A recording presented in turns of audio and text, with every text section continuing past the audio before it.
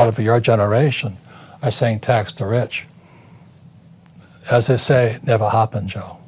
Because the tax laws need the rich to do what the government wants done. They're incentives. I provide housing, jobs, and food and energy.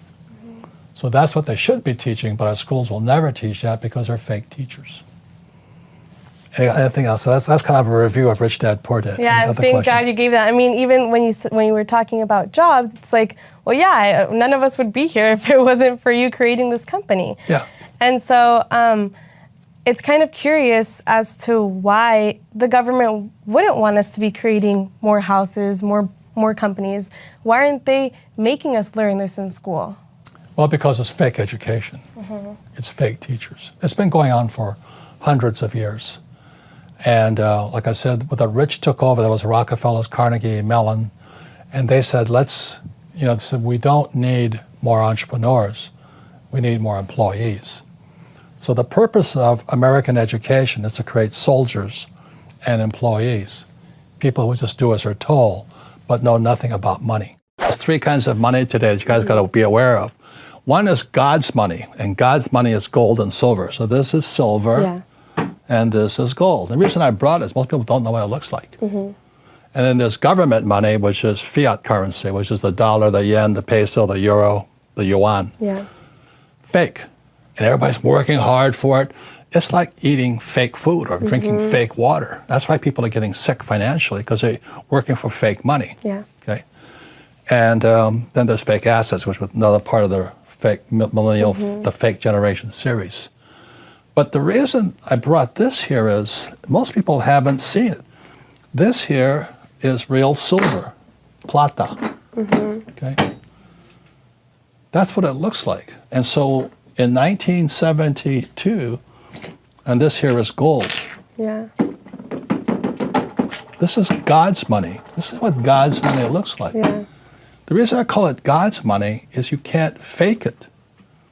You know, you can fake it with a fake ETF, like a gold ETF or a silver, which I don't touch because it smells as bad as the guys that printed that crap. Yeah. You know what I mean? Jesus. But this is real money. So you look at this here. Mm-hmm. When I first started buying that, that was $1.40. Yeah. Today, that's $16. Wow. And this here is oro, gold. And the reason we brought it in is most people haven't seen or touched. This is real. This is God's money. Yeah. Why did I say it's God's money? Because He was here when the earth was created. Yeah. And it'll be here when we're all dead and gone. Mm-hmm. When you're saving those fake dollars, this will still be here. Yeah. Or those fake ETFs or those fake stocks. Millennials are the most highly, in many ways, the most highly educated generation in history. They have the cell phone. They didn't get educated in school. They got educated on social media, on the cell phones. They know all the answers, but they're afraid of doing anything. Yeah. You know, the biggest complaint about my generation is millennials know all the answers, but they can't do anything. Mm-hmm. And the reason they can't do anything is because you might hurt somebody's feelings, you might make a mistake, you know, and that just keeps you guys just trapped in this little box here. Yeah. So that's one of the reasons I think millennial money is such an important point here. Because if you're going to come into my world, old guy's world, or the information age, you've really got to understand what is risky and what is not risky. And in my world, if you play it safe, that makes you stupid. Because if you don't take risks, you don't get smarter. Yeah. You know, so you may know the answer, but you can't do anything. Yeah. And one of the best things I had is I went to military school, then I went to flight school. I had such great teachers, you know. All of them could fly. You know, so my flight instructor could fly. What a novel idea. You know, a flight instructor can fly. But when I was in high school, most of my teachers were terrified. Mm-hmm. They're all cowards, you know. Job security. Don't make mistakes. Just memorize the right answer and you'll be safe. Mm-hmm. And that's why most school teachers aren't rich. Yeah. And they teach that to your generation. Yeah. One of the biggest mistakes, I still hear it today from young people, oh, I don't have to worry because I'm still young. Yeah, and that is death to most people because eventually you get old and then you're not young again. So it's a way of saying, when I talk about assets and liabilities, one of the most important things you have in your life is time. It's one of your greatest assets, or it's your liability. And being, I just turned 70, and I have friends who have nothing. I mean, they have zero. Now they've made a lot of money, but they have nothing here. They have nice houses, nice cars, 16 wives, 19 kids. I don't know what they have, but you know what I mean? And being young is great, except it can be a liability to you. Because when you're young, you're just having a lot of fun and life's exciting, it's new. So, at the time, but the thing is, this is the lesson today, is so many people spend their time focusing here. They want to make a lot of money. And I can hear it in their words. They say, oh, I want a career. This is career. Okay, or I'm going to start my own business. And this is the chart here, which we've seen.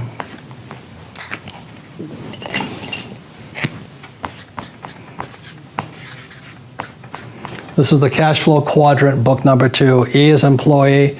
S is small business, self-employed, or a specialist like a doctor, a lawyer, a web designer. B is big business, 500 employees or more. And I is professional investor.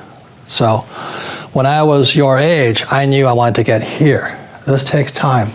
This is the hardest, This is where the big mega bucks are. And Kim and I are here. And the money is massive. But it takes time to get there. The big mistake I see young people make is they focus here. And the words are, I want to do what I love. That's the track. You see, in real life, sometimes you have to do what you hate. Like, people think I like to write books. I hate writing books. But it fills my purpose in life. It's not my passion, my purpose in life. Because my purpose was to get here. A lot of these guys get trapped here doing what they love. And as we've talked about on earlier episodes of this thing, these guys pay the highest taxes. 40% here, 60% in taxes here, 20% here, and then 0% here. So when I was before my 20s, I knew I wanted to go there, and it wasn't doing what I loved. I had to learn what I didn't want to learn. I had sometimes to do what I hated. I had to learn about taxes. I had to learn about debt. I had to take classes. I had to learn about insurance.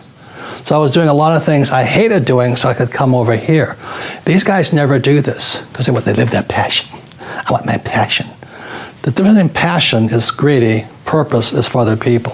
So my purpose was to come over here so I could serve more people. Okay.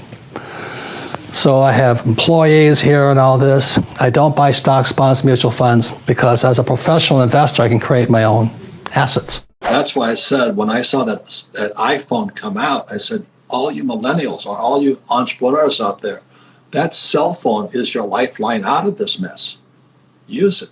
So what we're doing today is anti-fragile.